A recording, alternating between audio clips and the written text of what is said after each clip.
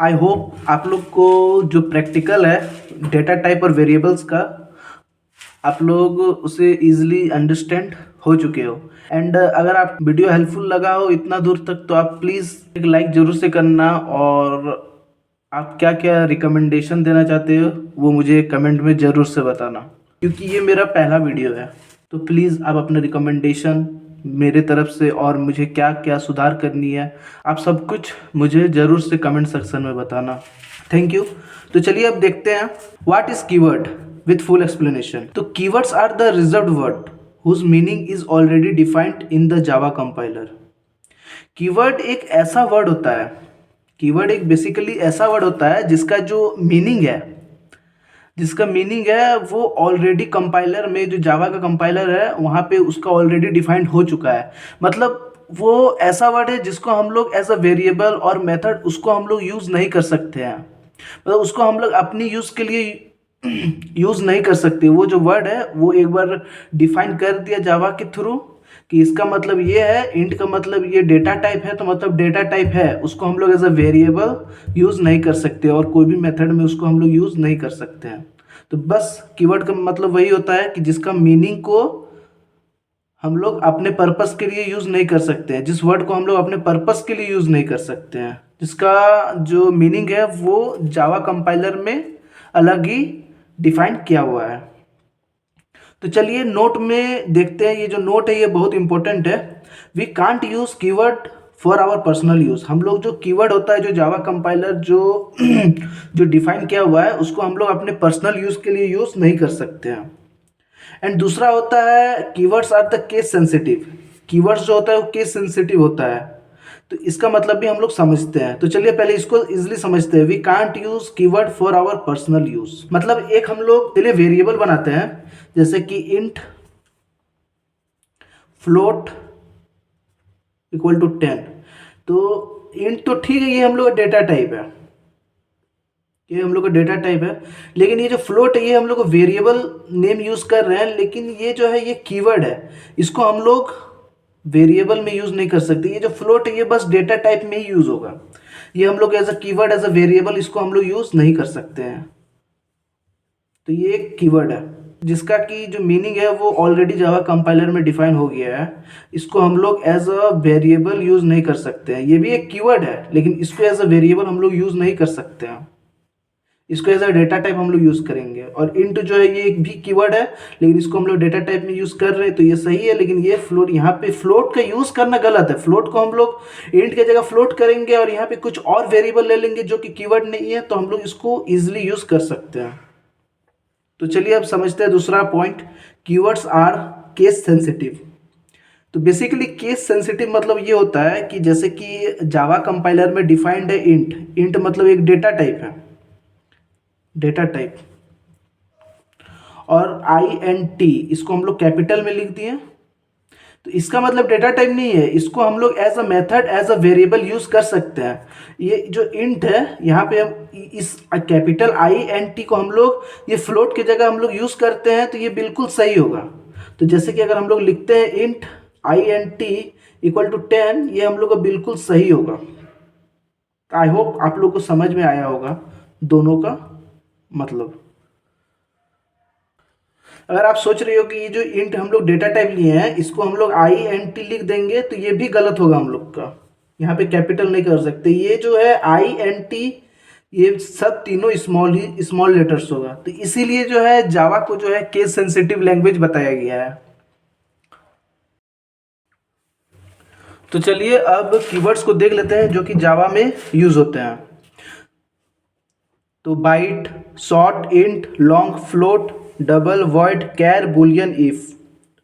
else for, do, while, break, continue, default, private, protected, public, extends, implements, final, finally, try, catch, throw, throws, static, volatile, import, class, interface, new, native, instance of packages, return this, super, switch, case, const, goto, strict, fp, enum, assert, abstract, transient, synchronized।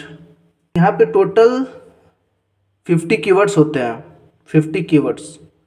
अगर आपसे interview में question पूछा जाए कि how many there are keywords in Java, तो आप बोलिएगा 50 keywords. तो चलिए अब ये जो 1 स्टार है, 2 स्टार है, 3 स्टार है, 4 स्टार है, इसका मतलब अब हम लोग समझते हैं। जिसमें 1 स्टार लगा हुआ हो, इसका मतलब ये है कि अभी जो जावा में है जो कीवर्ड्स है इसका यूज नहीं होता है। और जिसमें 2 स्टार लगा हुआ हो, इसका मतलब कि जो है ये जावा का JDK 1.2 वर्जन में आया है। और एनम में 4 स्टार लगा हुआ है, इसका मतलब ये जावा का 5.0 वर्जन में आया है। एंड एसेट में 3 स्टार लगा हुआ है, तो इसका मतलब कि ये जो जावा का 1.4 वर्जन में आया है। तो चलिए नोट में देखते हैं। तो basically 1 star, 2 star, 3 star, 4 star का जो मीनिंग है यहाँ पे बताया गया है। तो चलिए अब दूसरा नोट में चलते हैं। Null, true, false used as a literals in Java. ये नल, ट्रू और फॉल्स ये भी बेसिकली एक कीवर्ड्स ही माना जाता है जावा में। जैसे कि फॉल्स का वैल्यू 0 होता है, ट्रू का वैल्यू 1 होता है, नल का वैल्यू मतलब नथिंग होता है। जब कुछ नहीं तब नल लेता है। तो बेसिकली ये जो नल, ट्रू और फॉल्स होता है इसको लिटरल्स बोला जाता है, लिटरल्स। तो अगर आपका इंटरव्यू में पूछा जाए कि how many there are keywords in Java, तो आप इंटरव्यू में बोलिएगा 50 कीवर्ड्स। और पूछा जाए कि लिटरल्स कितना होता है, तो +3 लिटरल्स। ये लिटरल्स को भी ऐड करना इंपॉर्टेंट है। 50 कीवर्ड्स +3 लिटरल्स। लिटरल्स को कीवर्ड्स के श्रेणी में ही रखा गया है। तो ये हो गया हम लोग का जावा का फुल कीवर्ड का कॉन्सेप्ट। तो चलिए अब देखते हैं आइडेंटिफायर का concept with full explanation. Identifier refers to the name of variables, methods, classes and so on. Identifier जो है वो रेफर करता है किसी भी वेरिएबल का नेम को, किसी भी मेथड का नेम को, किसी भी क्लासेस का नेम को। मतलब अगर हम लोग वेरिएबल क्रिएट कर रहे हैं तो उसमें हम लोग जो नेम दे रहे हैं उसी को हम लोग आइडेंटिफायर बोलेंगे। कोई मेथड क्रिएट कर रहे हैं उसमें हम लोग जो नेम दे रहे हैं उसी को हम लोग आइडेंटिफायर बोलेंगे। किसी क्लास बना रहे हैं, कोई क्लास का हम लोग नेम जो दे रहे हैं उसी को हम लोग आइडेंटिफायर बोलेंगे। कोई इंटरफेस हम लोग क्रिएट कर रहे हैं उसका जो नेम दे रहे हैं उसी को हम लोग आइडेंटिफायर बोलेंगे। तो चलिए अब एग्जाम्पल के थ्रू समझते हैं। एग्जाम्पल जैसे कि ले लेते हैं इंट ए। तो ये जो ए है ये आइडेंटिफायर है। वॉइड m1, ये जो m1 है, ये जो m1 मेथड है ये भी आइडेंटिफायर है। क्लास का नेम ले लेते हैं, क्लास ए। तो ये जो ए है ये भी क्लास का जो नेम है ए, ये भी आइडेंटिफायर है। ये जो इंटरफेस बी, ये जो इंटरफेस का नेम है बी, ये भी एक आइडेंटिफायर है। इसको हम लोग आइडेंटिफायर लिख लेते हैं, आइडेंटिफायर। ये जो नेम है ये सब आइडेंटिफायर बोला जाता है। आई होप आप लोग आइडेंटिफायर को समझ लिए हो। तो चलिए यहाँ पे एक इम्पॉर्टेंट कॉन्सेप्ट समझते हैं हम लोग। जो हम लोग आइडेंटिफायर बना रहे हैं इंट ए, जैसे कि आइडेंटिफायर है, क्या यहाँ पे हम लोग जितना वेरिएबल का नेम बना रहे हैं सब तो आइडेंटिफायर है? क्या जितना आइडेंटिफायर है सब वेरिएबल है? ये गलत है। क्योंकि आइडेंटिफायर में आता है मेथड भी आता है, क्लास भी आता है, इंटरफेस भी आता है और भी बहुत सारे आते हैं जो हम लोग खुद क्रिएट कर रहे हैं। इसलिए बोलना हम लोग के लिए गलत है कि जितना भी आइडेंटिफायर है सब वेरिएबल है। तो ऐसे ही जितना भी हम लोग मेथड के नेम क्रिएट कर रहे हैं सब आइडेंटिफायर है, ये सही है। लेकिन जितने भी आइडेंटिफायर है क्या सब मेथड है? ये भी गलत है। चलिए दूसरे में चलते हैं। जितना हम लोग क्लास नेम क्रिएट कर रहे हैं सब आइडेंटिफायर है, हाँ। लेकिन जितने भी आइडेंटिफायर है क्या सब क्लास है? नहीं। ऐसे ही इंटरफेस का हम लोग नेम दे रहे हैं बी, तो क्या जितना इंटरफेस का हम लोग नेम दे रहे हैं सब आइडेंटिफायर है? यस।